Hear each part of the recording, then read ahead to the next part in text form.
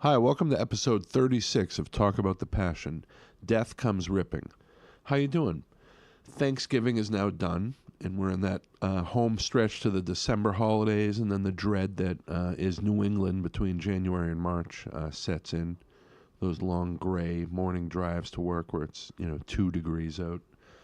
So that's fun. You know what I can do, though, to escape that from time to time is I can think back and remember this conversation I had with today's guest, Mark Vieira. We recorded this episode in Mark's backyard, and I have to say, out of every episode I've done, this one sounds pretty amazing. I was initially nervous to record outside, but as you'll hear, it worked out great. Mark's backyard, by the way, is in Long Beach, California, and this was recorded in November. And it was a relatively warm and sunny day, just one of those, gorgeous days. Southern California shits out on the regular. Mark's an East Coast guy living in California now since I think he said 2006. We've been friends on social media for a while, and his insights on the music scene, not just heavy music, which is where he works, but the music industry in general. He knows his stuff and has a lot of great opinions and ideas on music, and a lot of those are opinions I definitely share. Mark currently manages a number of bands, including 1349, Ringworm, Atlas Moth, Tombs, The Casualties, and a number of others. We talk about what it's like to manage heavy bands in 2018 and what challenges artists face different from, say, in 1999. We talk a bit about all the eras of music in Boston. Well, at least the ones him and I were involved in. So the 80s through around the early 2000s, and then we kind of talk a little about those weird eras where punk and hardcore were divided into a number of different scenes. Like you had your your 10-yard fights, and then the Hydra Head bands, the Unseen, and those kind of bands. So it was a different time, and we talk a little about that. Mark's a great storyteller and all around great guy. So I was psyched to have him on the podcast, and I would definitely have him back on. A few more things before we start this one. This podcast seems to fluctuate between weekly to tri-weekly to taking a month off and what have you. Doing this weekly is a challenge some months. So moving forward, I'm keeping sort of an open schedule. I don't want to get too lazy, but I also want to make sure I bring the best I can to the podcast. And, putting time into it helps me hit that goal, or try to anyway. Some months I can do, 4 episodes, and some maybe 2. Either way, we're still here. We're all friends. And if in the future I can make weekly happen, I'll do it. But for now, especially this time of year, it may be just every other week. You can stay in touch with me on social media. I update Facebook and Instagram regularly. Just search for Talk About the Passion podcast. You can listen to me on Apple Podcasts, Spotify, and anywhere else you listen to your podcasts. Thanks for listening, and here we go with episode 36, Death Comes Ripping.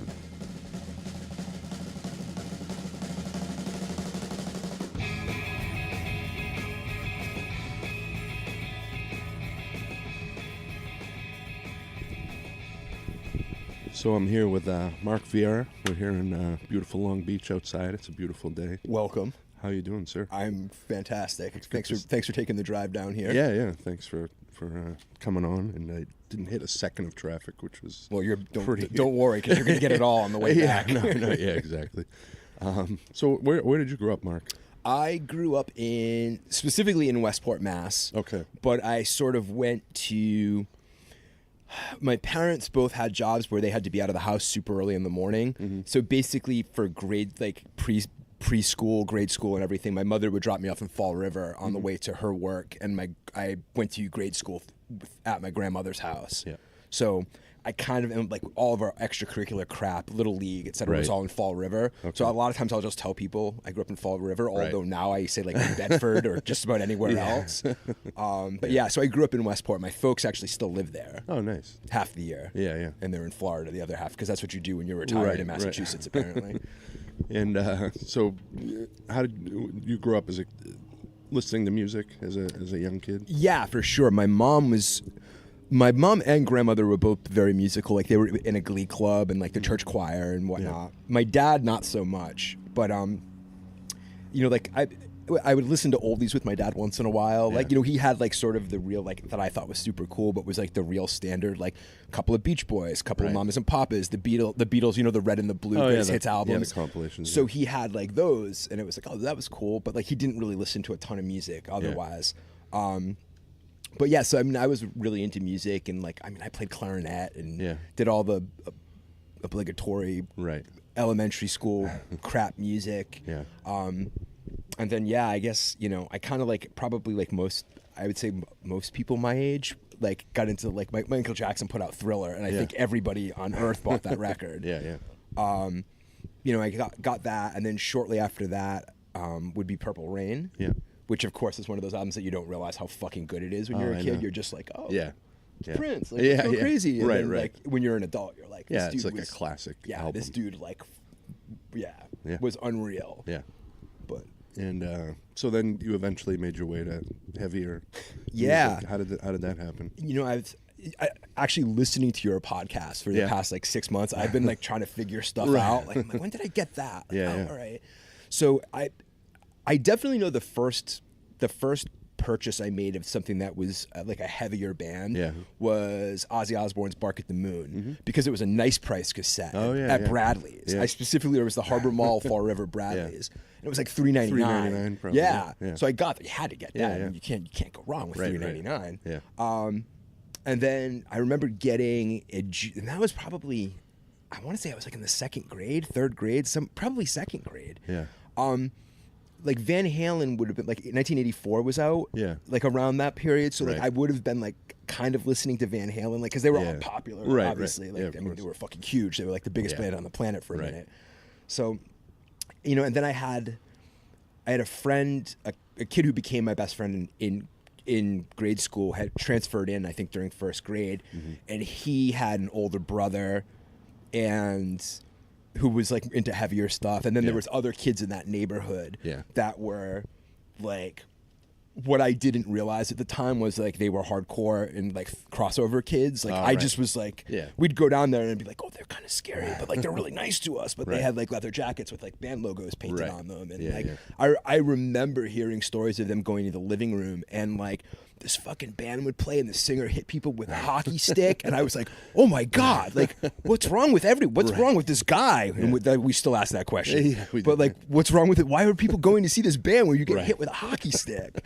And little did I know like how like that would be me later. Of course Jack wasn't really doing the hockey stick at that point, but but so I mean like it was kind of like, and then so jumping back, I got that Ozzy Osbourne cassette, and then I remember getting Judas Priest, Priest in Japan, because that was on sale at Ann and Hope. It's like bargain shopping when you're like mowing the lawn or whatever. Bradley's, Ann and Hope, So that like those were sort of the beginning, and like I remember hearing Iron Maiden. I think it was like a trickle down type thing. Like probably a record would come out, and like older brother would get it, and then Dave would get it, and then Dave would bring it to school. And like, so I think that's probably spread out to all the circle of friends. Exactly. And stuff, it was like tape trading. Except fat elementary school kids. That's how we had to do it. Back then. But I mean, that was like, and then I remember Maiden, and then I remember discovering Metallica, and I know that Injustice for All was the first Metallica record that I was conscious of being released. And like I don't remember if I got it right away or not, but I mean I remember being like, oh, there's a new Metallica record. I have no idea how I found these things out back then. Probably like Hit Parader or Rip or something. Rip. That I really probably wasn't old enough to be buying. Tipper Gore may have been onto something. But like I remember getting, or my friend getting a copy of Garage Days, like the original EP. That had the Misfits covers on it, and that was sort of my first exposure to the Misfits, and the fact like Metallica used to always wear Misfits shirts. So I was like, oh, I gotta figure out what this is. And because like if these dudes think it's cool, it's probably super cool. And like kind of searching and like finding like, okay, like there's this it's the Misfits. Like, oh, Right. all right. And then like, well, it's like, what kind of music is it? And like, oh, it's hardcore. And I was like, I thought like hardcore was rap. Right. I had no clue whatsoever. Yeah. And so this is like a 2-part. One day we used to go up to my dad worked in Boston for years, so kind of like we were talking before we started recording. Like because he worked in Boston, had an office job up there. He had Red Sox tickets and Celtics tickets going back, the days where 5 other guys, and it would cost them $1,000 for the season or whatever. The tickets were. We sat in box seats behind the dugout, and I remember the face value being like $12. Yeah, I know, it's crazy. Yeah, like you can't even get an ice cream sandwich for $12 in there anymore. Yeah. But we were driving, so we went up to a baseball game on a Saturday, and we were driving back, and like we used to have stopping at Strawberries was usually like sort of my like treat. Like you could go in, you can get one cassette. Yeah. And we stopped at the Strawberries. I think it was in Brockton. Mm-hmm. And my friend David and I decided this is like we were going to do this. We were going to do this Misfits thing. We were going to figure this out. Right. And he bought Misfits Evil Live, which is not the record to start with at all. Do not do that. Yeah. In fact, get rid of that even if you own it. I know, right? And I got the first Danzig record because it was like, oh, it's the same guy, so it's got to be the same thing. Yeah. And then I remember we were like in such a rush to put the live record in, and we were like, what is happening? Like this is like right. Like these guys can't like this is so fast and sounds so bad. Yeah. But I mean, they would end up being like my favorite band of all time. Henry from Black Flag. Yeah. God, he sounds like such a mook all the time. Yeah. And then so later, I don't know how much further down the line, I went to the public library near my grandmother's house in Fall River, and there was a kid who was working in there who was probably a couple of years older than me. He was probably like early high school. Right. But like, he had the total like swoosh, like Tony Hawk haircut, and was wearing Airwalks and a Misfits shirt. And I was like, hey man, nice shirt. Right. And he was like, do you know what this is? And I was like, yeah, it's the Misfits. Right. And he was like, oh, wow. Yeah. And so we started talking, and he's like, what albums do you have? And I was like, I have a copy of Evil Live. Right. And he was like, oh, that was recorded in Boston. I was like, at the Boston Garden? And like, because like where the fuck else would a band play? Right. Yeah, of course. So he was like, if you give me a blank tape, like I can make you a Misfits tape. And I was like, oh, cool. So the next time I dropped off a blank cassette. Right. And it was basically like, in retrospect, when I found it, it was basically almost the entire discography. Because that's like 90 minutes. Like that's more than their discography. Yeah. He's like, oh, there was some room at the end, so I threw some other stuff on. Yeah. I was like, oh. When I found the tape at some point in my like 20s or even early 30s, like it was like a relic. It was Indiana Jones style.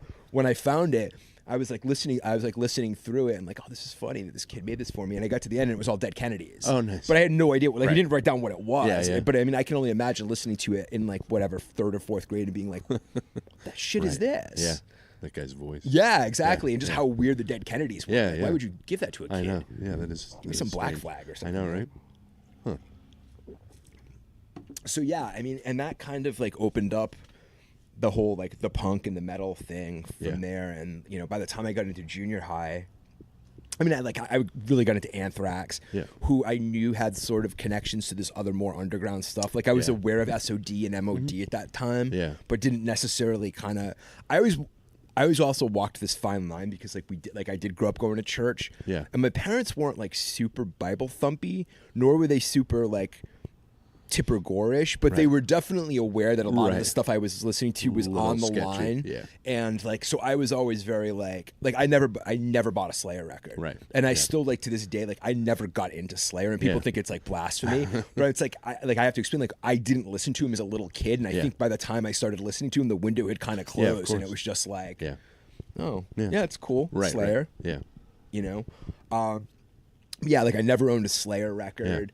And there was always stuff like, like the Dead Kennedys. Like I remember trying to buy a Dead Kennedys record because like at some point I had gotten into the Ramones or whatever, and I was like, oh, the Dead Kennedys, and I was like, I don't think they're gonna let me. Yeah. And like I was looking at the song titles, I was like, oh, if they see Too Drunk to Fuck, like I'm fucked. Yeah, one of my best friends, his parents threw his tape out that specifically because of that song. See, the greatest hits one, or that orange one. I think, singles. And they found it and threw it out.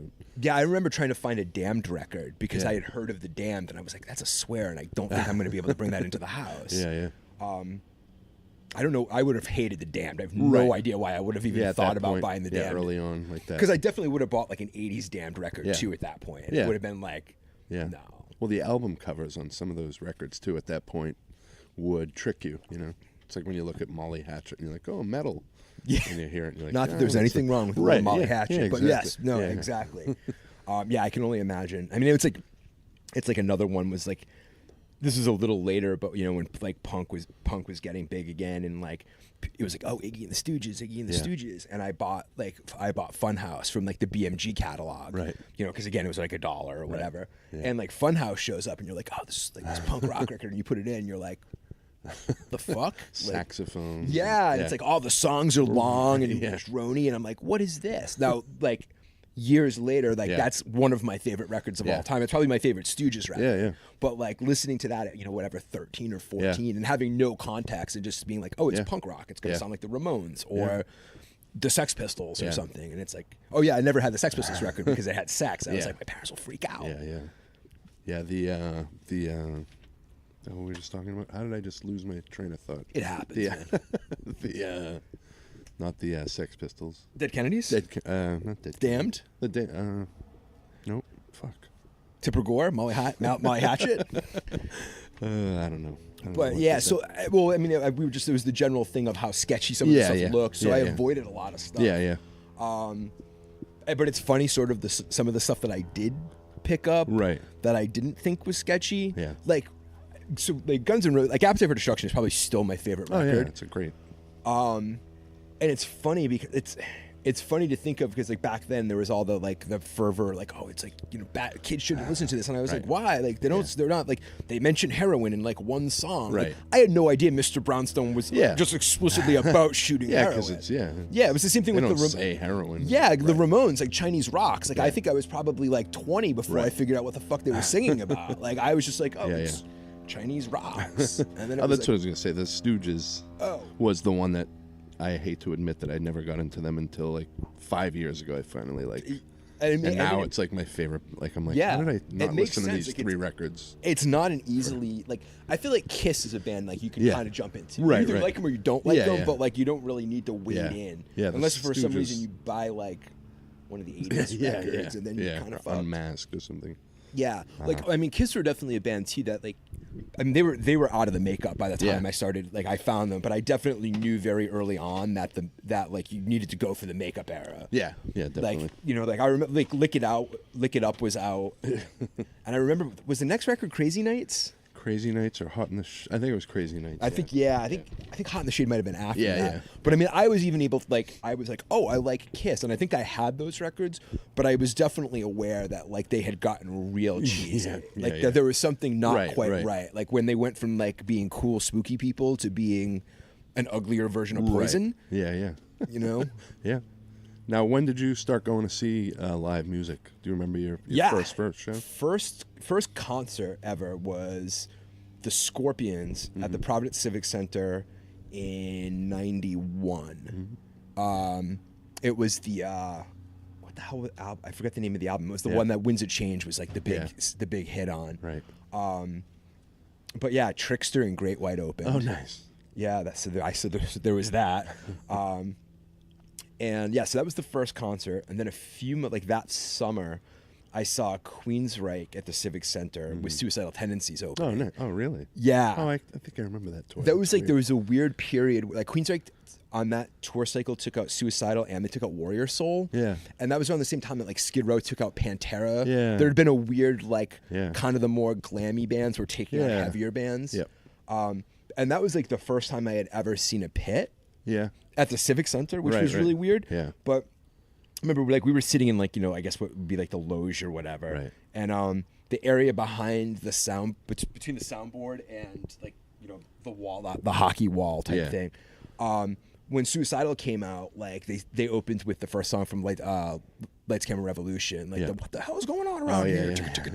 So like there's like all these people milling around behind the soundboard, and there's like people like going to their seats with their popcorn and their soda, and like, oh, this opening band's supposed to go on, and they start playing, and like dude just started like jumping and kicking people, and like I remember seeing this guy just get like the popcorn kicked right out of his like And it was also really strange that there were definitely people at that show that were dressed full on like Venice suicidals. Oh, yeah. And I want to know who those people were in Providence. Yeah. If anybody listening can actually identify who was like wearing the flipped hat and the bandana below your eyes in 1991 in Providence, please get in touch with Christian because I need to know this. Yeah. I remember seeing them at the Channel, and it was late. It wasn't that first show, which I did see, but it was later on. It might have been after like the war inside my head, joined the army. Okay. But someone tried to pull Rocky George's laminate off of his neck, or maybe they did, and just a bunch of those dudes with the hats came out of nowhere from behind the stage. Their roadies or whoever they were. Like, did they import them? Did they bring their... I think they had a few guys with them. It was probably just their roadies, or their roadies. Three or four guys. But I remember they were like, "Yeah, you need to give that back." Yeah. Wow. That's pretty awesome. Yeah. And probably fucking terrifying. Yeah, definitely. So they had that vibe, definitely. Yeah, I mean, because those guys were like actual gangbangers. Yeah, it's not the dudes in suicidal so much, but like that. Yeah, that scene. I remember when I first bought that first record, seeing all those shirts. I made one of those shirts and would wear that around school. It was like that's awesome. Like a collared shirt with like a skull and a skateboard. That's super awesome. Wear it. You should bring that back. I should. You should just start doing that now. Just go to the thrift store, like white dress shirt. Work like that with a suicidal, psycho shirt. That's awesome. And then later so that was like summer of that year, and then that fall was my first punk show, and I saw the Ramones at the Palladium at Rocky Point, like the ballroom at Rocky Point. Yeah. So that was my first punk rock show. Yeah. They were really bad. The Ramones were not a good live band by that point. Like. Yeah. Everybody like really waxes poetic about how great the they 90s, were. Yeah, I didn't. Yeah, that's when I saw them, and I was kind of underwhelmed. Yeah, it was cool to see them, but exactly, it didn't give me that feeling I thought it would. Yeah, and I ended up going to see him again when I lived. The 1 year I lived down in my freshman year of college. I went to University of Maryland, so that's basically DC. Yeah. I used to go to a ton of shows in DC, and I went to see the Ramones on their farewell, like the Adios Amigos tour, which was not the last. They ended up doing Lollapalooza after that. Yeah. But I saw them there, and that was another. I think my buddy and I made it like halfway through, and we were like, "It's just time to go." Yeah. This is kind of sad. Yeah. But people are gonna fucking hate that I just said that because and the Ramones are such a holy sacred cow for so many people. And Jeez, he didn't like Slayer or the Ramones. Who is this guy? Everybody hates me. So you don't like the Ramones or Slayer, and I do like the Ramones. If I hear Blitzkrieg Bop one more time, I'm gonna exactly. I'm gonna go to a clock tower. It's bad. Yeah, it's like, but like a lot of the Dee Dee stuff I love. I still listen to certain Ramones stuff a lot, but there's I can't do rock and roll high school anymore. Yeah. Now, did you start going to shows in Boston at some point? So I started in high school. I started going to. We used to hang out in Providence a lot more than we did Boston because Providence is only about 20-25 minutes, whereas Boston's like a good hour. Yeah. So we used to go up to Providence all the time, and we'd go. Like there was a Newbury Comics in Warwick, and that was the closest one. Mm-hmm. So we used to go up there, and then we'd hit Thayer Street when Thayer Street was still super cool, and had there was an Alston Beat there. Yeah. And I can't even remember. But In Your Ear, there was 3 or 4 record stores on Thayer at one point. Yeah. Then a couple of them left Thayer, and now I don't even know if there are any record stores. It's been so long since I've been there. Yeah. But we used to go there, and then we started going to shows at Babyhead. Mm-hmm. So that was probably around 93. Yeah. I went to a couple of shows at the Living Room while I was still in high school as well, but it was more often than not was Babyhead. Mm-hmm. And then I moved to DC or College Park. Yeah. And got to go to a few shows at the old 930 Club before they tore that down. Yeah. And then I saw what was, I think, actually this. It was one of the first public shows at the new 930 Club, which was Fugazi's annual. Yeah. They used to play I think every January some sort of fundraiser. So they were I think Tony Bennett and Smashing Pumpkins had played kind of private high ticket type events to open the new venue. Right. But so we saw Fugazi there, and that was fucking awesome. Yeah, I bet. But yeah, so going down there did the 930 Club. We went to the Black Cat a bunch, the old, which I guess is the old Black Cat because I think there's a new one. Yeah. But went to a ton of shows there. The Capitol Ballroom, which is I think now where the baseball stadium is, but that was in the worst neighborhood. Oh yeah. It's amazing when you look back at the stupid shit you did when you were a kid. Yeah. We had no business being. Oh, yeah. They had no business putting a punk rock club in the neighborhood that the Capitol Ballroom was in. Right. Same with some of the other clubs we'd go to. It was like super weird because it would be like, it would be like reggae clubs or like go-go clubs that they would rent out to these dipshit hardcore kids. Yeah. So like we saw, God, it's a safari club. Somebody just put a book out that I actually want to grab it's a great book. Because I did go to a couple of shows while I was there, but I mean that was like a fucking go-go club, and that scene is like no joke, like scary shit. Like I'm terrified thinking about it, but we were just totally being like, oh yeah, we'll go down, we'll go to the show. Like I saw like Lifetime and Damnation there. Oh, yeah. Nice. Yeah, and Frodis and Walleye, I think, were on the show too. Definitely Frodis. Yeah. They were really bad at the time. And what were you going to school for down there? I have no idea. Thus, I only lasted 1 year. When I had applied there, I think I got in for general studies. Yeah. My dad worked for the government, so we used to go to DC a bunch. Yeah. For vacation. Sure. Museums, cool zoo. So we spent a lot of time there growing up. So I knew the area fairly well and was comfortable down there. And I knew I didn't want to stay at home. Yeah. And I had applied to schools all over in random ass places. Right. And I got into Maryland. I got some sort of small scholarship or whatever. And I was like, oh, cool. And they had a business school and they had a communication school. And I was like, all right. I went in I think for general studies, but we'll figure it out. Yeah. And so when I got there, I found out that the communications school had actually closed the year before. Yeah. No, I definitely was not getting into the business school. I used to have these dreams that I could be a businessman. I can't do fucking math. Right. I'm terrible. So that was never going to happen. Right. They had a cool radio station, WMUC, and we would go through some of the vaults and stuff. And I mean, they would be first press Discord records that had been in there since 79, 80 and stuff. That's crazy. So there was some really cool shit. We the Bad Religion, Into the Unknown. That's how I discovered it. They still had the original copy of it. Nice. When they turned into the Emerson, Lake and Palmer album. Yeah, super weird record. Yeah. But so I was there for that 1 year, and then ended up coming back home. I lived with my parents for a few months, and then I had transferred to Emerson. Okay. So at that point, I moved to. I was living right outside of Cleveland Circle. Yeah. I think it was technically Brookline, but it was right up off of the Circle. Right. And I lived there, and that's really when I started going to shows in Boston. So it was 90s. That would have been 96. Yeah. I don't think I had ever been to the Rat before I moved to Boston. Yeah. And the channel was gone by that point. So I never got to go to the channel, unfortunately, which sucks. Right. But I had Bunratty's and those places. And Bunratty's had already gone. The local 186 situation was when I was a freshman, because I used to pick up the Pit Report when I'd be back up here. Yeah. So I'd read the issue 9, 10, 15 times. So that was.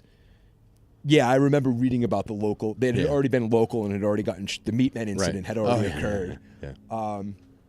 So I never got to go to Bunratty's. I missed that completely. Yeah. That was sort of too when the point when I kind of got out of hardcore for a little bit but yeah, it was a dark time, and I don't mean the Meatman incident. I mean musically speaking. Yeah, music. There was some bad shit. Yeah, there in wasn't. The 90s. It just wasn't my style. So I kind of missed out on the big chunk, and now I'm kind of back into it. You were probably all right. Yeah. I mean, that was a real renaissance around then. Renaissance I'm using that loosely, but just a new breed, that 96, 97 period where you had a lot of the hardcore scene in, I would say the Northeast in general, had definitely gotten very biohazard. Yeah. Exactly. Everybody was wearing Carhartts and sup, and you totally white bread suburban dudes all of a sudden were it was the Blood for Blood album. What do you think, your Ice Cube? Pull your pants up. But everybody was doing that thing, and then there was that period where I mean, there was really no punk scene at that point. Yeah, it was Toxic Narcotic were still around, but I almost get those flyers. I used to just throw those out. no, thank you. But there was like almost no punk scene, and then like there was that whole wave with like the Unseen and the Ducky Boys and like Dropkick Murphys, but like I'm there, and Showcase Showdown had been around and stuff, but there wasn't like really a thriving scene in that.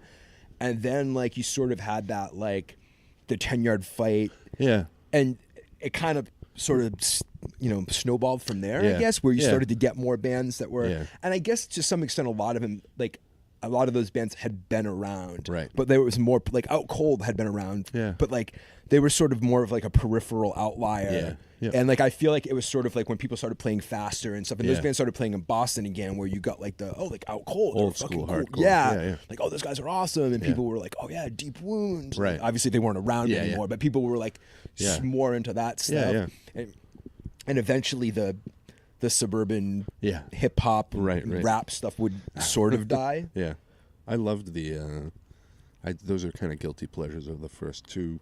I say the first 2.5 Biohazard albums because I do love the first one. I think it's great. I'm not going to criticize Biohazard shockingly. Like I mean, it is what it is. Like I mean, I haven't revisited those albums in several years. Yeah, I don't know how they hold up. Yeah, but like they were definitely responsible for some bad shit. Oh yeah. Like oh yeah, them, and so they sort of scratch the same itch as Pantera for me, where I just when I need that like sort of visceral, just kind of dumb. Yeah.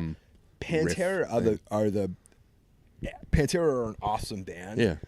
Pantera are definitely like responsible for that's horrible atrocities towards humanity. Yeah. Like just some bad music. Yeah, definitely. But I mean, like every band, you know, like a lot of those influential ones. Yeah, influenced. I mean, can can you hold the Ramones responsible for fucking Simple Plan or something? Like, it's not their fault, right? They didn't know what they didn't know what would happen. Yeah, exactly. But yeah, so I mean, that was like a really cool period where like I mean a lot of stuff started coming back. Yeah. And I mean there was also too like talk about like sort of missing the boat. There was that whole Hydra Head scene going on at the same time, which I was like at that point I had definitely drawn this line of like there was metal and there was hardcore and punk rock, and I was like on this side of the war, and like so I had friends like that played in some of those Hydra Head bands and stuff, but I never really got into it. Or, like I went to a couple, like I think I had seen Union Suit at one point, but I totally like it took a while. Like I ran into Cave In at, and I say ran into because I have no idea. Like I don't remember going to see Cave In, but they played one of those like Monster Mondays at Mama Can. Oh yeah, I remember those. And it was one of the first shows where they no longer had a singer, where it was like it was Brodsky doing most of the, or the other. It was really the three guys kind of doing the vocals. Yeah. But like I want to say it was like the first or one of the first shows because the singer had left to join 10 Yard Fight, I think. Yeah.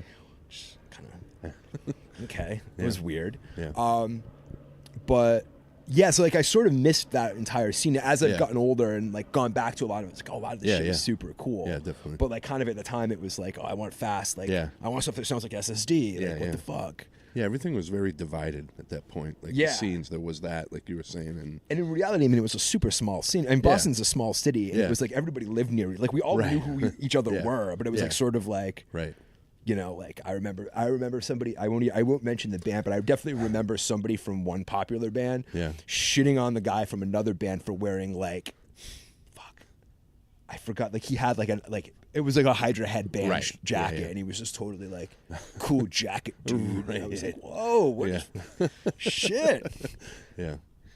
But yeah, it was a wild time. Yeah, definitely. And I'm always proud to be from Boston, just because of that, because we had so many there was genres and groups of music. And there was definitely a really good run there from, you know, like what would you say, 95, 96, 97 through the early 2000s. Yeah.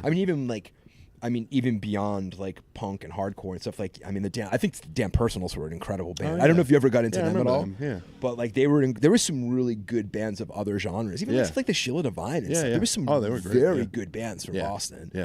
Yeah, the 90s sort of like alternative rock and all that stuff too. Yeah, I mean, obviously, you know, you had like Letters to Cleo. And, I mean, Belly, who were more of a Rhode Island band, but they get lumped. They get lumped in with everybody, so why not? And they get hardcore roots because they get the two guys from Verbal Assault. Which is awesome. They X'd up in a video. I remember being super. Did they? Yeah, I think one of the Belly videos, the two guys have X's on their hands. Oh, nice. That was like one of the like, Belly, you're cool because they're still straight edge. Yeah. Were you identifying with straight edge? I was for. After I got to college, I quit like my first semester. Sometime during the first semester, I quit drinking and like was straight edge for, I don't know, maybe 5 years. I definitely have an embarrassing straight edge tattoo that we don't really discuss. Because it's I have a crucified skinhead on my. Way less embarrassing because you can't. I mean, that's like, oh, that's cool. He was like, it's got agnostic front lyrics around it. See, I support that. I would go and get that now. Yeah. However, I have a black X that's so large, I would need sort of like a black hole tattooed over my. Yeah, it's bad. So it's just gonna stay there pretty much. Yeah, the Italian in me has also covered up the Fred Perry United States skinheads on my chest. So. Oh, well, I definitely had a Fred Perry laurel tattoo, and it's covered with a giant bomb now. There you go. Yeah, that's how we covered that. Yeah. I'm just gonna put a bomb over it. I was like, all right, let's do this. Yeah. But yeah, so I was definitely in the straight edge scene for a while, and that's like kind of like I was like.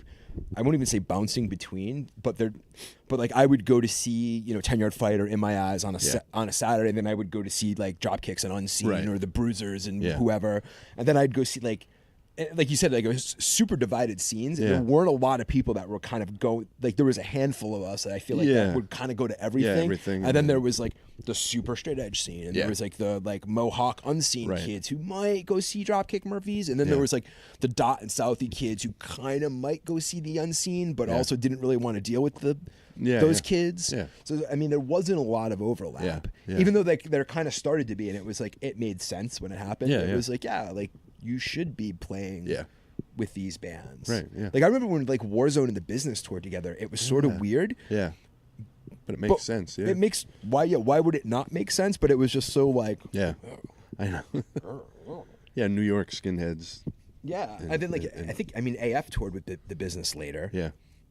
And I mean again it makes total sense, but I think at some point somebody was like, you can't mix these things.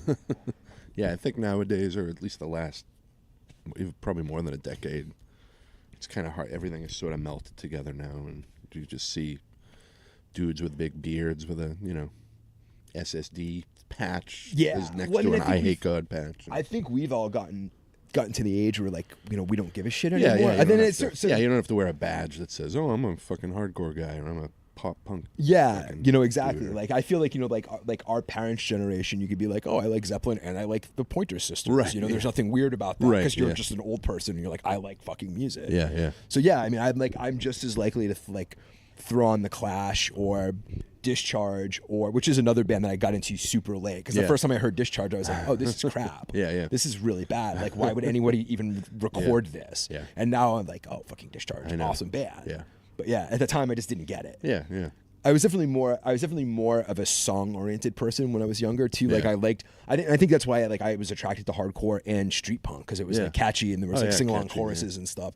Definitely. And that's probably why a lot of the like more Hydra Head type metal stuff didn't, because that's like the antithesis of song structure. Yeah. It's like totally something else going on. Yeah, it's a lot of work to sort of get into. But it took getting that's again, it's like the Stooges. Like, it takes like you have to sit down and digest something and like I mean, like I'm sure I would have hated I Hate God had I first been exposed to them when I was like 16 or 17. Right. Yeah, yeah. But I mean, I fucking love I Hate God. Yeah, yeah. But yeah. And now, you never played music? Did you ever play music? Very poorly. Yeah. I had aside from the clarinet. Yeah, yeah. I had a hardcore band that played one show that we set up at Emerson. Yeah. Like in the basement of the little building. Yeah. We played one show. That was it. I sang. It was probably really bad. We never recorded anything. Because I mean, this was like 96 or 97. So you would actually have to book studio time. Yeah. Like you couldn't just like use fucking Bandcamp or whatever that program is on the Mac and just record stuff. Yeah, so that's what I use. Yeah, we never recorded. Yeah. And then I did, I don't know, like 2000, sometime 2002, 2003, 2004, somewhere in there. I ended up playing keyboard in Elgin James' band. Oh yeah, Nathan's band. Yeah, because I had put out his record. Yeah, and was like working with the band, and he was sort of like, you can, because I had bought a couple of keyboards because I kind of knew how to. I took piano lessons at one point, so in my mind I was like, I'm gonna I found some like keyboard, like I bought an old analog synth off of somebody from like online, and then I ended up buying this digital Hammond because why not? Yeah. I bought it off some like older dude like on the South Shore. Like I met him in a parking lot. I was like, oh cool, there's your $200, buddy. Right. Yeah. So I had all the shit that I just fucked around with, Yeah. and he was like, "You can play piano, right?" And I was like, "Sure." He was like, "If I write really simple parts, Yeah. you can play those." Yeah. And I was like, "You better be real simple." So yeah, I mean, I probably played a dozen shows or so with Oh, him. wow. Nice. But I mean, it was like a lot of like ding ding ding ding Yeah. ding. Right. Ding, ding. I mean, now you just use a sample. Yeah, You just yeah. run something in the background. You don't even need a Right. mark there. Yeah. But yeah, so I did that. That was actually a lot of fun. Yeah. We played a couple of shows with Drag the River. Oh, wow. We played a couple of times with Jesse Mallin's solo band when he was doing the more Americana. Yeah. It was the kind of replacements Yeah, worship, yeah. which is kind of what sort of we were Well, yeah. too. Yeah. But yeah, we played some really cool shows. Nice. It was fun. And you said you put his record out, so I had a record label. So, yeah, that let's talk about that. I'm still paying for that. Yeah. Who would think? But yeah, I started a label around 2001, 2002 called Lonesome Recordings. Okay. With a couple other friends, and we put out. So at this point, I was DJing Blackout Bar. Oh, yeah. So I was kind of. You want to go back and talk about that because that was pretty. That was a thing. Yeah. So Let's we talk did- about that. So we did Blackout Bar was more or less. There was Start, which was Gibby and Damien Yeah. from the Explosion. Gibby Yeah. was the makeout club guy. Yeah. He did start as sort of a makeout club party. Yeah. That I believe that was like a one-off that Yeah. like was really big. So Yeah. like they ended up making it like I think night. it just Yeah. eventually became like a weekly. Yeah. Yeah. And so that was more like at the time. People called it a mod night to some extent, but it wasn't Yeah. a mod night because there Right. was that thing like there was the pill. Yeah. There was like an Oh, yeah, actual the mod pill, yeah. night. Yeah. But I mean, they were kind of like sort of doing the Boston equivalent of the Electro Clash thing that was going on in Yeah. New York. There was lots of that and stuff like the Yeah Yeah Yeahs and that whole Brooklyn scene. Like Yeah. sort of like they caught on to it right as it was like really going off in Right. Brooklyn. Yeah. So they had that and it was super popular. So Jeff Marshall, who was sort of I don't know if he was a talent buyer at Bill's at the time, but he was definitely overseer of all things rock, sort Right. of down on Lansdowne. Okay. because he was like he was sort of the last of the rock people down there. Everybody Yeah. else was like, because like Avalon was doing the EDM techno Yeah, yeah. nights and like Right. that's where all the money was. And Yeah. Jeff was like we're gonna save rock down here. And that's like he actually hired me to work the door at Bill's because he was like, we're trying to make Bill's more of a real rock place. Right. Like we're going to start booking better shows. Right. Because I think I don't think there had been anything good in there for years Right. before, like 99, 2000. So I had been working the door and then I ended up like, I would DJ sometimes on Friday nights, like, between the like alt rock bands that Right. would, it would be like an FNX Presents Yeah. with Right. whoever. So I would DJ that.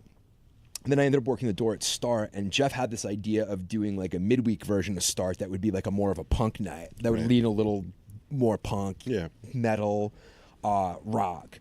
So Damien and I did that. So Damien was doing 2 nights a Yeah. week. And so yeah, with Blackout Bar, we started at Bill's. We were there for a while, then moved to the Paradise Lounge. Yeah. And then I went to Great Scott for maybe the last year. Yeah. Kind of when everybody else moved to Great Yeah, Scott, like yeah. when the Lions group had finally like closed the door on rock and like they had used there had been sort of the Boston Beatdown video Boogeyman. Oh, yeah, that yeah. sort of like that became the reason that everything Yeah. everything had to go. Like I was having I had shows booked at Bill's that were like literally canceled the day of, and they were like it was like the one specifically was like it was Eyes Like Knives, Right. and God, it was like a super like Right. rock show. Like there was not a neck tattoo to be seen anywhere. Yeah. And it was like literally day of, and I got the phone call like they're pulling the show, and I was like, Right. like, are they afraid of Rebecca from Eyes Like Knives? Like she's like 4 feet tall. Right. Like she's not. No one's gonna get hurt at this. Right. But yeah, so we just kind of all made the exodus over to Great Scott. And in reality, I probably should have ended Blackout Bar with the Paradise, but Right. Yeah. like with all good things, you never. Yeah. Every band needs to Keep do a pushing it a little Cold more. Lake or Grave New World. Right. Me moving to Great Scott was that album. Was that? Yeah. Yeah, probably shouldn't have done that Yeah. one. But that was a ton of fun. Yeah. And I mean, I've DJ'd on and off out here, not since I moved to Long Beach for sure. Right. But I mean, it was fun doing it. But it gets Yeah. to be a pain in the ass Yeah. too. Yeah. Because like DJing should you're like, oh cool, I get to play records I like Right. and drink beer and hang out with my friends, like that's fun. And when it becomes a weekly thing that you have to be there, Yeah. and you're Yeah. like, And you want to have to. fuck me, like Yeah. do I have to fucking play this shit again? Like I'm so Right. tired of Yeah. this. Yeah. And then the winter in Boston. And oh yeah, there's nothing better than like carrying a crate of records and snow and February, ice. Yeah, you're on Hoth. Right. It's terrible. So maybe I should do a weekly since the weather's never bad. I know, right? Yeah. But yeah, so I was doing that, and we fucked around with some metal. Like we had I Hate God play. Yeah. We had Caven. I think Caven played a couple of times. Yeah. Doom Riders played, but we definitely, I would say, leaned more punkish. Yeah. But it was kind of a mix of kind of anything. I mean, we didn't have any rules, and we certainly didn't give a fuck. So it was like, oh, we can do whatever. Right. Like we actually had. We had High on Fire and Mastodon booked 1 week at Bill's, like super early for both of those bands, obviously. Yeah. And we had them like, oh yeah, we're gonna like. Jeff called and was like, hey, there's this High on Fire Mastodon package, and I was like, I don't even think I knew who a Mastodon were at the time, and like I was familiar with the name High on Fire, and I was like, okay, And then like they ended up like I want to say the Boston date got like so the tour either didn't happen or they bumped to a bigger room or something, but I was like, oh, that would have been. Especially in retrospect, that would have been super fucking cool. Yeah, to have them didn't happen. Huh. But yeah, so I was doing that, and then I had this record label where, so we were just going to put out rock stuff because we kind of, I mean, I guess there were still sort of some rock labels left at that point, like Curve of the Earth was still around. Yeah. And I'm sure I'm definitely forgetting some labels, and it's going to be super like shitty that I can't remember. But Wonder we kind Drug, of maybe was that one? Which one? Wonder Drug. Wonder Drug, I want to say was gone by that point, and Wonder Drug always skewed heavier. Yeah, yeah. They were the like. I mean, Wonder Drug did like Honky Ball and stuff, right? Stuff, yeah. So they were definitely like on the Stomp Box, like they were kind of Tree that and stuff. Yeah. Well, because Tree had been on Cherry Disc, right? Then I think they ended that's up what on. I'm thinking of, Cherry. Then I think they were on. I do think they were on Wonder Drug. I think we were trying to kind of be like Cherry Disc, sort of. We were like, oh, we can just be like sort of a rock label, right? And we put out Favorite Atomic Hero. I put out a Quick Fix record. We put out like 15 records. Oh, wow. I should remember more of this, but it's, we put out Frank Smith, which was Aaron, who had been in the Lot 6. It was his sort of like Americana, like sort of psych Americana thing. Right. We put out a couple of his records. Nice.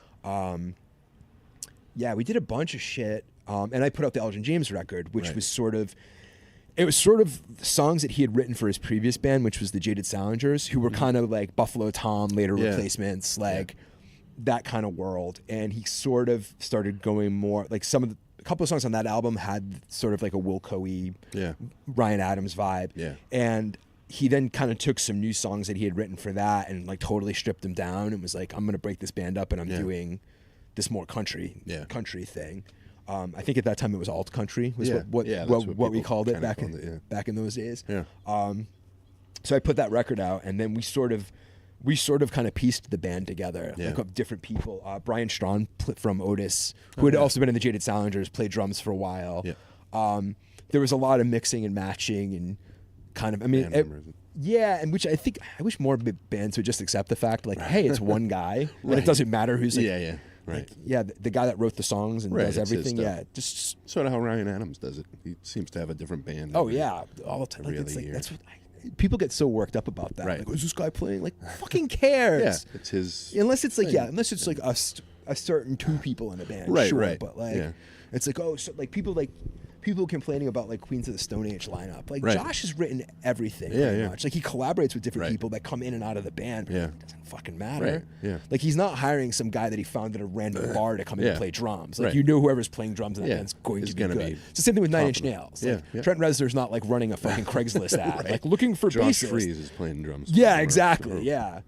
So but yeah, so we put out a bunch of records, and then I ended up playing in the band when he was like, "Oh, you could probably pull this off." I was like, yeah, this would be cool, and it was fun. We did some cool shows. Yeah, and then life happened. He actually it was amazing because we kept stripping the band down, like because I think when we started we had like a female backup singer. Yeah, another guitar, like he sang and played guitar, another guitarist, bass, drums, me.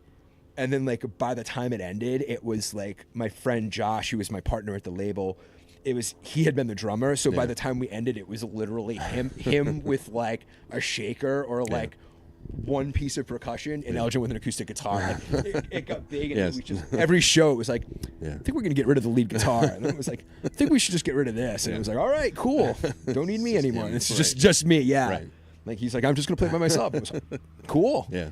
He's still playing? Is he still playing music? No. Well, he composed some of the music for Little Birds, which was the film he did. So he did a lot of the soundtrack for that. He wrote, recorded. Okay. But no, he's the co-creator of Mayans. Yeah. So he's got some other stuff going on. A couple little. Yeah, he's little things. Yeah, he's not playing in a band with playing me. shows. Yeah.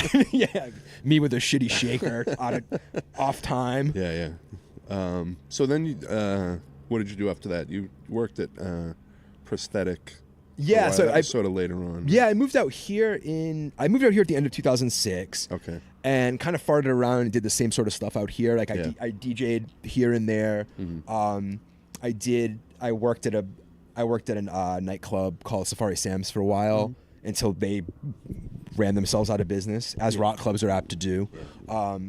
And then I worked at another bar called Footsie's that Greg Dooley is one of the owners of. Oh, yeah. He and some partners own a handful of some cooler bars over there. So that was fun, like really awesome jukeboxes. Yeah. Like it's everything you'd want out of a bar. Yeah. Like it's like a cool old man bar with like an amazing jukebox, really good programming. Nice. And then I ended up at Prosthetic. I was there for 3 years. Mm-hmm. I got hired as the publicist, which I had never done before, but my degree is actually in PR, so I was like, I can. And you had been around the music scene and a bunch of different sort of. So I mean, I had managed bands, I had put out records, I had sort of worked in a bunch of different things. So I was like, I can figure out. How difficult is doing publicity for a metal label? Like I can figure this out. Like they had a mailing list. Yeah. So, and I could write a press release. It's like one thing that I'm actually still fairly capable of doing. Right. So I was there for a few years, and my title was always like director of promotions or whatever. Right. But I mean, by the end, I had signed a couple of bands. I was doing more like product management or A&R, whatever you want to call it, on a couple of different projects. Yeah. You know, because stuff would just sort of get handed out around the office. Right. Like, I'm too busy for this. Mark, you deal with this band from now on. It was like, oh, nice. Oh, okay, sure. So I was there for a few years and decided that I wanted to just get back into doing band management full time. Yeah. And another manager I knew with another company had ended up moving into my building because so about 6 months after moving to LA, I ended up becoming the property manager of like the 18-unit building I lived in. Okay. And it eventually became known as Little Baghdad and then the compound. Because I mean, it actually did look like it was in a war-torn part of Baghdad. Yeah. Where was this? It's in Echo Park. Yeah. So we were down the street from the gentrification line. Like now, if you go, there's this fancy bar called like the Henry, like downstairs and stuff. But it was like there was none of that around when we moved in. Yeah. But throughout the years, it became like, oh, Mark is a property manager. Like call him. Like so there was like probably a half dozen apartments that were people from Boston, like in the music scene that had moved out here, and then there was like other friends and stuff. So like the whole building was almost like this weird like Melrose Place of people that worked in like punk rock and metal. Like, that's awesome. You know, it was like Newfound Glory's guitar tech lived down there with the dude that like tour managed Cold Cave, and like it was like we just had a bunch of just misfits in the building. So this other manager had ended up moving into my building, and so I used to talk to him. We used to hang out and, have beers and just shoot the shit and stuff. And so I decided to he was like, I can bring you into our company. So I decided to leave Prosthetic and went in and started doing management full time. So that's more or less what I've done for the past 6 years now. Yeah. Like I pick up other gigs here and there and do some other random stuff. I feel like kind of everybody out here does a few things. Yeah. It's sort of hustling. Yeah. I mean, cause you kind of have to. Yeah. Yeah. And this is where I would be like a shark. I got to keep moving, but no, it's like you just kind of have to. Yeah, So I've been managing bands again full time for 6 years. Yeah. I was with that company for a while. Yeah. And then kind of just shifted off in my own direction, and sort of have been more or less doing my own thing. Yeah. I mean, it is my own thing at this point. Walk Among Us. Walk Among Us is the actual legal business because I'm a legal entity, but like you don't really use it. Yeah, it's like my email is like Mark Vieira at this point. Like I was like, why confuse people? Yeah. So I mean, I just kind of work on my own stuff and. Nice. And who are some of the bands you work with? Right now, I manage 1349 from Norway. Yeah. I only do them in North America. They have another guy who handles the rest of the world for them. Black Tusk, the Casualties, Ringworm, Silver Snakes, Tombs. I picked up a band earlier this year called Cloak from Atlanta. Nice. They're a really young band, and they're like, you might dig them. I think they're super awesome. Yeah. They get a lot of comparisons to Tribulation. Oh yeah. And it's not the best comparison, but it's also not that far off. Right. Like they ride some line between like classic Southern rock and black metal. Oh, nice. It's interesting. Yeah, I dig them. So Yeah. I'm super excited to pick them up. And I got to see. I hadn't seen them when I started working with them, so I got to see them out at Psycho Vegas a couple of months ago. Oh, nice. And they were great, and that was an awesome festival. Right. I think that's all of them. Yeah. That was. I think I covered it. I tried to go alphabetical, and then I it was starts to fall apart. you did go alphabetical. But yeah, because that's the only way I can remember. And then I'm like, I definitely forgot somebody. Yeah, and we're like, so bands nowadays touring compared to bands touring in the 90s or 80s even, what are some of the challenges for you? Well, there's no money. Yeah.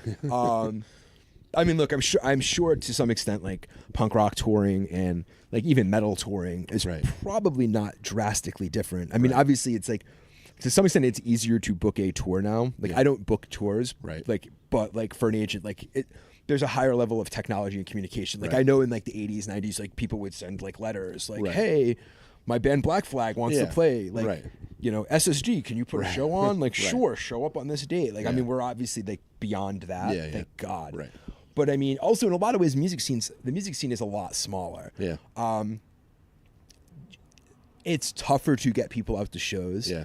I'm not one of those like doom and gloom rock is dead people. Right. But I'm also acknowledging the fact that rock is very close to what rock to the new generation is what like blues is or jazz is to us. Like it's sort of like a not a dead, but it's a it's not super relevant anymore. Yeah. There's just not as many kids come out to shows. Like there's I hate that like this sounds like the old guy about millennials, but like there's other shit kids do. Like they watch kids play video games. Like Twitch is like a super thing. I know. I don't get it, but it's not for me. Yeah. Like it's not for 41-year-old dudes. Yeah, like that's why I have Mastodon records or or my wrestling fucking networks on TV. Right. But yeah, I mean, it's tougher to get kids out. Yeah.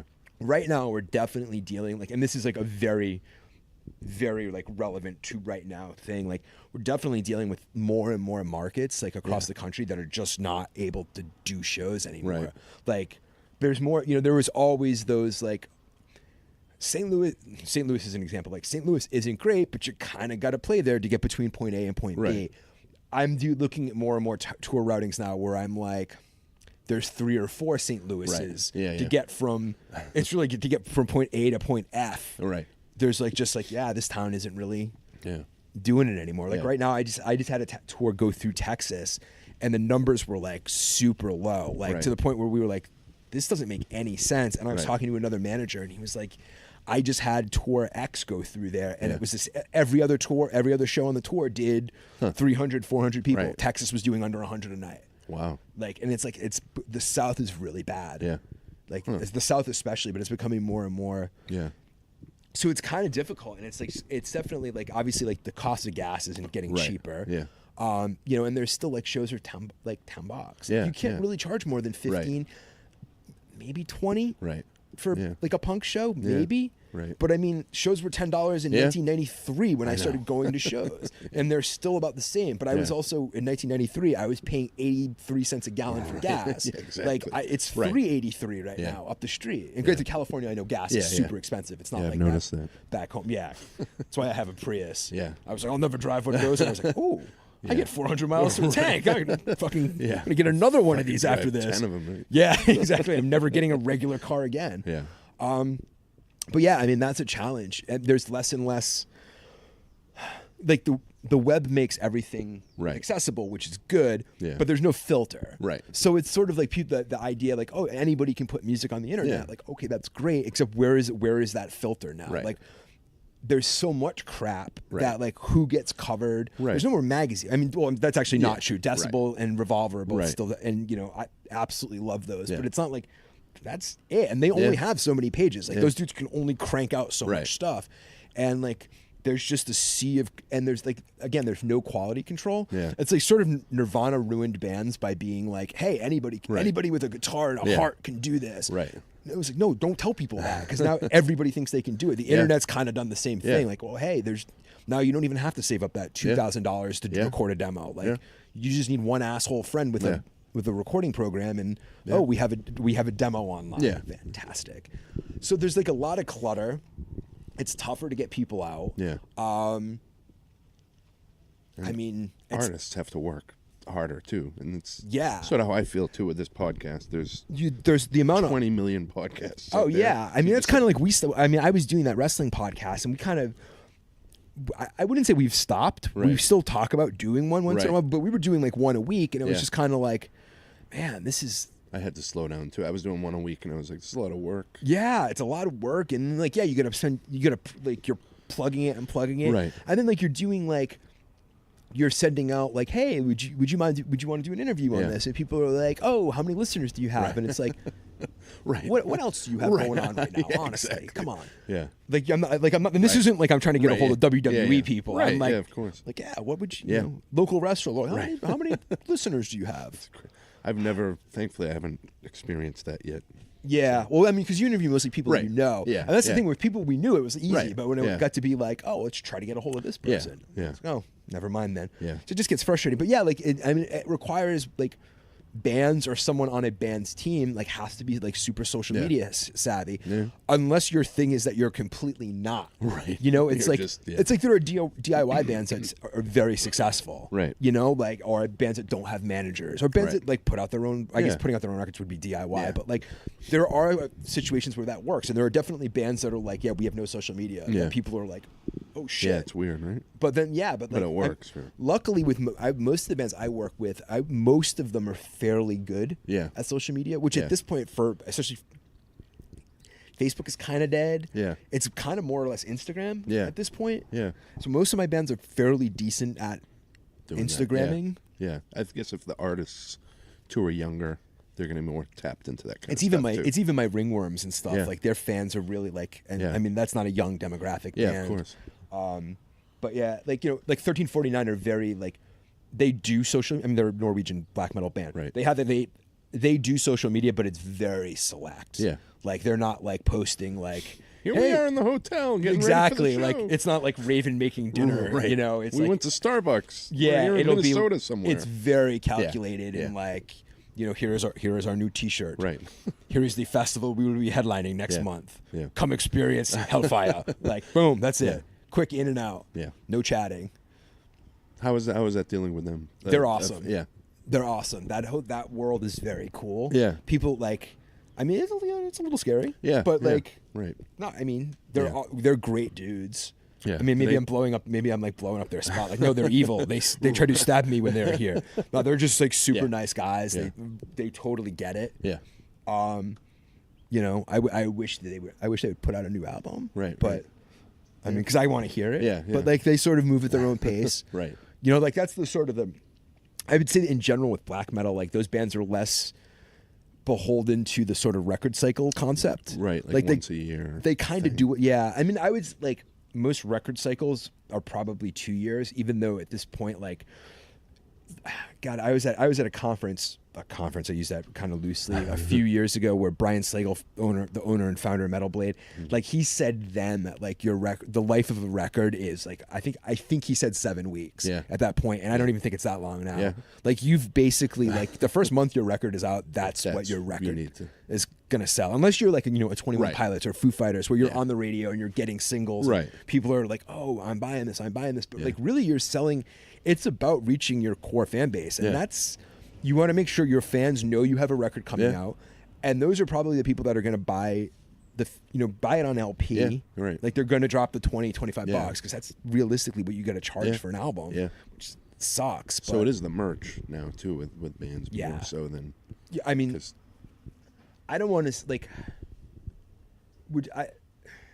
It would be wrong for me to say that that the bands I work with don't see royalties, but it's definitely not even what it was when I first started working with bands 20 years ago. Right. What is starting to happen though is, and a lot of people like are a little Spotify is coming around Yeah. with the artist compensation, Right. and you're starting to see more and more revenue coming from Spotify. Because I was at Prosthetic at that time when Spotify launched here in the U.S., and I think we may have been one of the labels that were not on Spotify at first, and we're like taking the stand. And there were several labels that were very vocal in our world, especially that were like, "This is fucking bullshit." You know, like, you can't give us 0.000001 cent per play. Like it's got to be, And now you're like looking at more and more labels, and like I work with a bunch of different labels, and like I hear it from a majority of the labels that like, most of our revenue is the Spotify stuff now.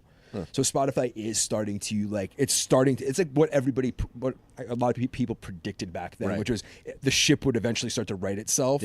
And once that happened, the money would be there. And that's the reason you see a lot of like some companies that are going out and buying either buying out other labels or buying out catalogs, is because that's what's going to happen. They're basically buying these catalogs that are sitting there for pennies on the dollar now in hopes that somebody streams like the Jets to Brazil album, because people are going to stream that for the next 30 years. So like, cool. Like we're going to own all this catalog now. Nice. And a lot of the bigger holdouts have started to come around in the last couple of years. AC/DC. Bob Seger wasn't on Spotify, which I didn't know. I randomly saw an article. would not know that either. Or maybe someone posted on Facebook. I remember because wasn't AC/DC not on iTunes for a long time? Either iTunes or because Spotify. Wasn't there a thing that they didn't think the record should be broken up? Yeah. Which it's a very valid point. Yeah. It's a very old way of thinking. But that's that's how people like us think. But you as someone in the business know that's that's not how young people think. Some do, and it's. I definitely, like I said, I was talking to somebody. Oh, the Atlas Moth is another band I work with, and because I was having this conversation with the Atlas Moth last week because they were here with on the Paradise Lost tour, and it was like we were there with the label, which happens to be Prosthetic, my old boss, and they were like, well, what should we start to focus on next? And we were like writing a new record. And it's like, already? And it's like, well, your record came out in February. Like it's not going to hurt to start writing now. And I was like, to be honest with you, like if I had my way, like if I was like this like Doc McGee-esque manager, like Brian Epstein, like I would have my bands doing records every year. Because that's like spend less time working on the record, which I know sounds shitty, but like that's sort of the like if you're gonna go out and do like keep going, like I would do a record every year, and I don't think there's anything wrong with doing EPs or singles or like kind of actually going back to more of the old model of how rock and roll was, like even like like the Clash and stuff, like putting out a couple of singles a year and stuff. Like I think like Cloak just did a It was digital only. I think it will eventually come out on 7-inch, but they covered London Dungeon. Oh, nice. And they released that and like a demo of one of their album tracks on Halloween. Oh, I saw. Yeah. It looks like 3 Hits from Hell. Yeah, it's that artwork that they put their eyes in it or whatever. Yeah. Nice. But and I thought that was super cool, and people reacted to it. I mean, granted, it's Halloween. You did a cool Misfits cover, like it, but that's the kind of stuff I think fans love. That kind of stuff. Yeah, for sure. And I'm sure when that 7-inch comes out, like people will buy it. Because again, like it doesn't matter that it's not matching up on the same dates, because people that are going to buy it are going to buy it, or they're not going to buy it. Right. Like. It's more a matter of creating the awareness that like, oh, the Casualties have a new record out than it is trying to convince someone to buy a Casualties record, because you've already decided like, I like this band, I don't like this band. Right. Like when I'm trying to think of a good example for me, but like Mastodon, like when Mastodon put a record out, I'm more likely than not buying that record. Like I've already made that decision. Like as I have the rest of them. Right. Like if Black Sabbath put out a new record, I would buy it. But like that's there's certain bands that are just in my. I always gonna support them and buy their records. Yeah, absolutely. But so that's a real long answer. To that question, I guess. Yeah. No, I was wondering too with like Spotify how that's with sort of smaller. Yeah, bands. Spotify and like Apple Music for sure. I mean, Apple Music is not as big as Spotify. Yeah. But I mean, like, they're both really supportive of artists. Like those playlists and stuff. Like, that's what's so fucking crazy. Is like that's sort of a thing now where like that's become the new the new press. Like, oh, can we get a feature in in RIP? Right. Like, or it's like, oh, can we we're on the new the new metal, not NU metal, like new, like current metal playlist on Spotify, like because people fucking listen to those. My girlfriend listens to those like whatever recommended for you or exploring playlists That's all what I the do at time. work every day. Do they do the made for you ones and So release radar? Like, here's what we think you're gonna like. This coming out yes, soon. And yeah. And that I've discovered multiple bands. Yeah, I have a few of those. Like they got the recommended for you, which are super funny because they're broken up to be different, but they're so similar. Yeah. Like where I'm like, guys, just make one list. Like one is like slightly more hardcore leaning, and one is slightly more like death black metal, and one is slightly more doom, but it's like kind of all the same thing. I'm like, oh. But yeah, like the dude Blasco who plays bass with Ozzy and he's in Zach Sabbath and he also manages a bunch of bands. Yeah. He has I think it's called Volume Forever, but he started a Doom playlist that I just subscribe to. That he fucking add stuff to it. Yeah, add stuff to it all the time. That's like super cool. Lots of bands I've never heard of. Nice. That I was like, oh, cool. Yeah, I like the idea of the playlist, like the playlists on there and that kind of thing. The Casualties just did one. Yeah, I was like, artists. Yeah, like it's artist curated. Yeah, you know, but like people seem to dig it. I mean, I appreciate it as a fan. Like, definitely. I don't do as much of the new radar, the new releases on your radar stuff. Yeah. I definitely like that. One cool thing that I like with Spotify is like I'll find myself going like whatever band, like random band, and then I'll just be like, I'm gonna listen to the discography. Yeah. I do a lot of that. Like I'll be like, Merciful Fate, listen to the entire discography like in 2 days, and I'm like, okay, cool. Like see if the stuff you might have missed. Yeah, next band. Yeah, exactly. Like what did I forget? Yeah, I have multiple folders on there. Oh wow, playlists within them and for each like different artists and I did and stuff. I did a playlist earlier, like I guess it was this summer, where I was trying to do the like, oh, check out what Mark's listening to. Right. No, nobody listened to it. I listened to it. I listened to it a bunch. Yeah. But because I put a couple of songs from the most recent releases of all my artists, and then some just other stuff that had come out in the past year or so that I liked. Right. You know, it's just like, oh, maybe I can turn somebody on to something. Yeah. No, I don't even think my girlfriend listened to it, but it's fine. Yeah, there's didn't hurt me at all. It seems like there's definitely two camps with Spotify, and it's good to hear that it's sort of coming around a little for. Yeah, I pushed the shit out of it because I've always loved it, and I use it because I still buy music, but I use it because it's convenient to play my music. Yeah, like I definitely listened to the Mastodon record before I bought it. Yeah, exactly. Same thing, Queens and New Queens of the Stone Age. Like when those, I was just like, oh, cool, bands that I normally would buy, but I'll definitely listen beforehand because what if it is their cold leg? Right. Yeah, exactly. I mean, what happens then? Yeah. You know, it's the self-titled Motley Crue record, like, which is actually a really good record. But that's the one with the other singer, Karabi. That's probably. I'm definitely in the weird minority on this one. Yeah. That's one of their better records. It doesn't sound anything like Motley Crue. It's like a totally different band, but it's really fucking good. Yeah. People have been talking about those on Facebook recently, like not guilty pleasures, but I can't remember who someone had a thread up recently of albums that were. Those kind of albums that were the weird albums. Yeah, and, I'm definitely like list your sort of because I love Grave New World by Discharge, even though it doesn't fit. Right. You know, but I like that record. I think it's at the time. Yeah, no, and like I love Sound of White Noise by Anthrax. That's my favorite Anthrax album. Fucking good, right? Yeah. I think not State of Euphoria. Among the Living is my favorite. Yeah, and to me is probably. It's probably my favorite thrash album of that era, like Metallica, everybody included. Yeah. And I still maintain that had John Bush sung on those albums, Anthrax would definitely be on a higher rung at this point. Yeah. Why do you think they get they seem to get a bad rap? Why do you think that is? I personally like Belladonna's. People hate them. They're so corny, and they definitely were. I think that's probably why I liked them as a kid. Yeah. As opposed to Slayer, who I was like, this is scary. My parents probably won't let me bring this home. Yeah. Anthrax were super goofy and had skateboards and wore jams and were like. State of the Euphoria looked like Mad Magazine. I think maybe the people that drew. Yes, I think it was like the morphed faces, right? And then the picture on the back, I think it was maybe a cartoon drawing of them. Maybe I think But you may very well be but correct. I love them. I still listen to them. I love Among the Living. I think the vocal style is very dated, and I'm sure that's why they got rid of him and brought in John Bush. But then they turned into like an alt rock band. Right. Yeah. But that record's really good. Yeah, that one's good. And the one after it was pretty good. Was that Stomp 442? Yeah. Okay. And I don't think I don't remember the other ones. You know what record's really good is the I think it's called Greater of Two Evils. It's the the live record with Bush doing all the Belladonna era songs. Yeah, that's good stuff. It's quality. Yeah. In Metallica, where do you stop with them?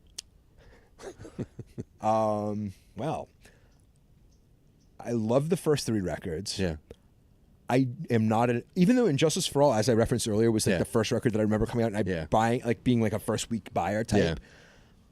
Don't like that record. Yeah. I have trouble going back to it. It's weird. It's a tough listen. I like the Black record way more. I love the Black record. Yeah. The Black record is just a really good hard rock record.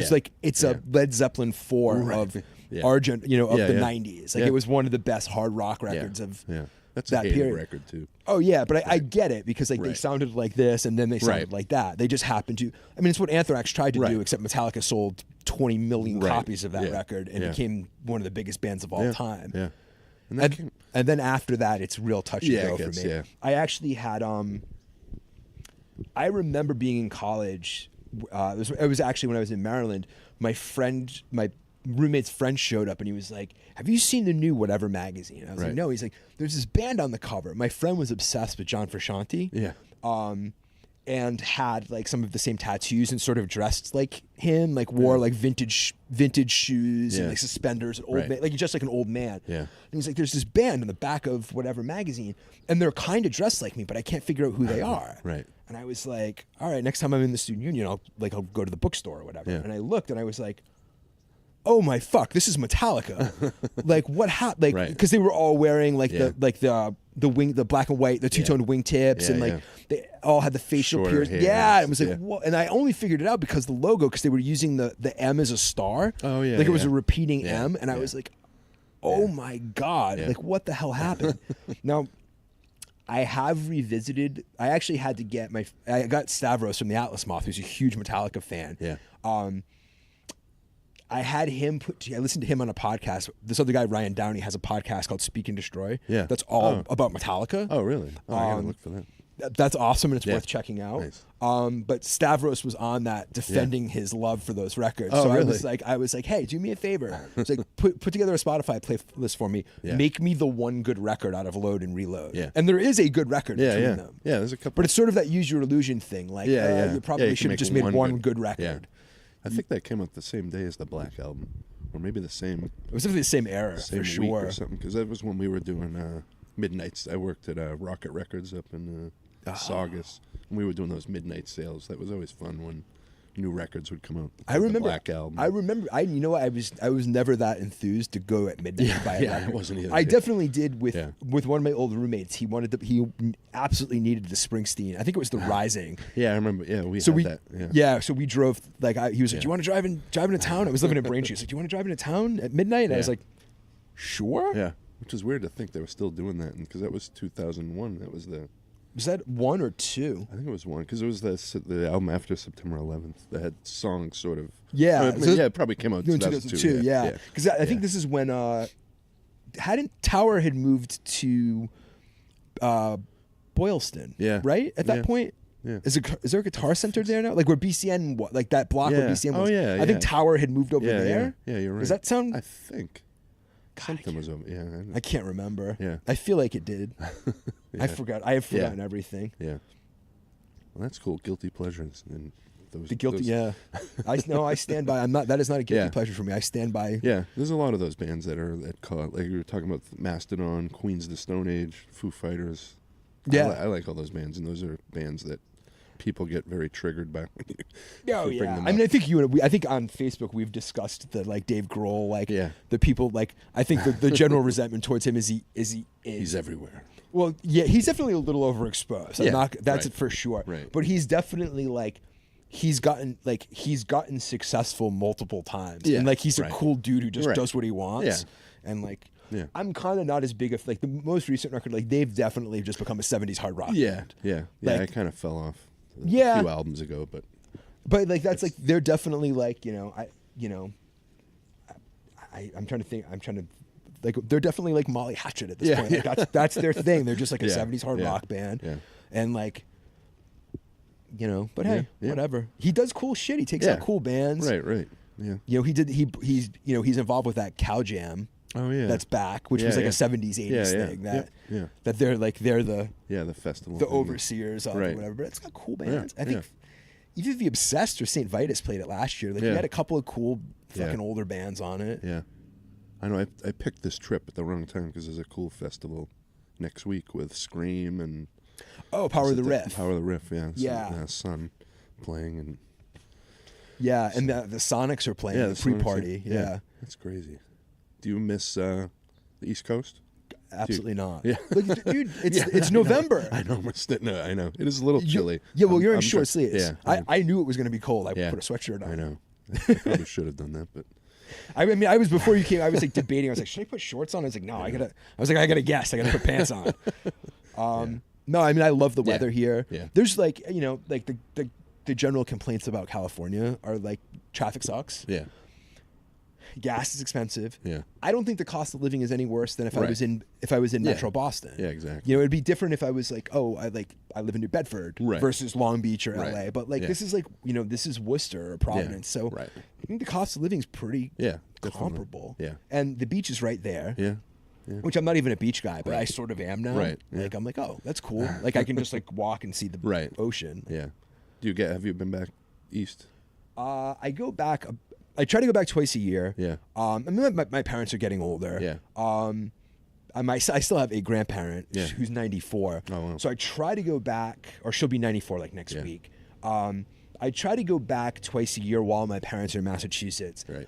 They've gotten, like, now that they're settling into retirement, their schedule's getting a lot more kind of like flying by the seat of our pants. And I'm like, I need to know when you're leaving. Right.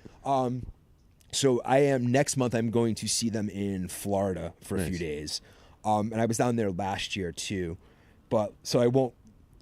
The main reason that I'm trying to go back to Massachusetts specifically, I mean, because I still have a ton of friends, so I try to make an effort to get it to Boston or at least Providence for one night and like do something. But like my grandmother's not going to be around a lot longer, so I feel like the twice a year. Right. So of course my parents know that, like, don't worry about it. I'm like, I have Catholic guilt. I'm not even Catholic. You raised me like this. Yeah. But yeah, so I do try to get back. So I'll probably be back in April or May. But again, like they might decide they're extending. They really like Florida. Yeah. So they're extending the period of time that they spend in Florida, like year by year. Yeah. Yeah. I feel like a lot of my friends' parents have been doing that, where they used to leave at like Thanksgiving and come back. Oh yeah, like my parents are like March. Now they're like September. Like you get a leaf that turns like orange. They're like, pack up the car, honey. We're on the way. Yeah, they do like. I mean, they're out at this point like pretty early October, and they don't come back until almost Labor Day. Yeah. I'm sorry, Memorial Day. Right. Because they became Floridians. Like they got licenses for down there, so they can vote there. Yeah, yeah. Because they don't want to throw away their presidential vote in Massachusetts. This is a different topic for a different time. So they legally have to spend 6 months and a day a year there, and they're very like, can't leave until next week. Yeah. Jesus. Like no one is gonna know. Yeah. But nice. yeah. Cool. So yeah, I'll be in Florida next month if anybody's looking for me. Cool. Well, thanks for doing this, Mark. Thank you. I appreciate it, man. And I'm always down to nerd out about music and stuff. Cool. Thanks, man. Cool. Thank you.